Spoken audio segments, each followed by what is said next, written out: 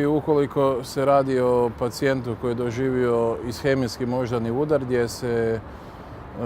radi o začepljenju velike krvne žile intrakranijalno sa svježim trombom, onda je postupak sljedeći da on dolazi hitnom medicinskom pomoći u našu hitnu neurološku ambulantu gdje biva pregledan od strane specijalista neurologa koji postavljaju onda na temelju kliničke slike indikaciju da se radi o akutnom ishemijskom moždanom udaru i onda kreće žurna obrada gdje mu radimo CT mozga i CT angiografiju. Na CT angiografiji nalazimo mjesto gdje je taj tromb začepio veliku krvnu žilu i onda potom sa CT angiografije ide u angiosalu gdje onda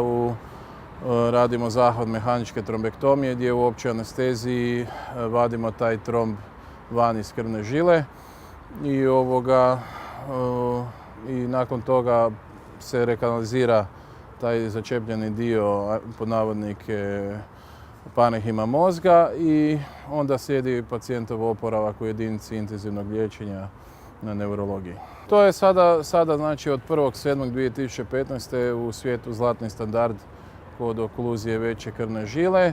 Prije toga je bila intravenozna tromboliza koja i danas se primjenjuje za, ajmo reći, periferne okluzije gdje tromb nije toliko veliki i u svojstvu bridging terapije dok, znači od momenta kad je pacijent došao u bolnicu dok ne počne postupak mehaničke trombektomije, odnosno ili ako se prebacuje iz jedne bolnice u drugu, znači izvan našeg grada do našeg grada i do naše bolnice, onda se to daje. Sad primjećujemo zadnje vrijeme da je stvarno hitna služba, hitna pomoć odrađuje svoj posao vrlo efikasno i nama pacijenti dolaze od vremena pozivanja vrlo brzo. Jako je bitno zato što ovisno o pacijentu neki imaju, neki nemaju razvijenu tu kolateralnu cirkulaciju i za sve pacijente je bolje da se što prije napravi taj zahvat. Kod nekih, znači mi ćemo uspjeti rekanalizirati oko 85% začepljenih žila,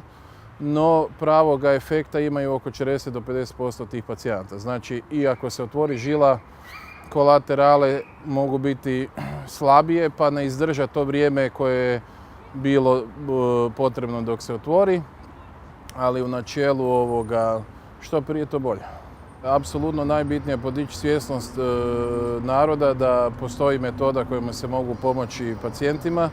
jer je narod i pacijenti su narod i oni moraju znati što je sve njima dostupno. I a naročito kad vidimo naše efekte liječenja koji su stvarno savršeni, kada vidiš da je čovjek došao u komi, sutradan ko da ništa nije bilo i sve veseli, od njega pa do nas. I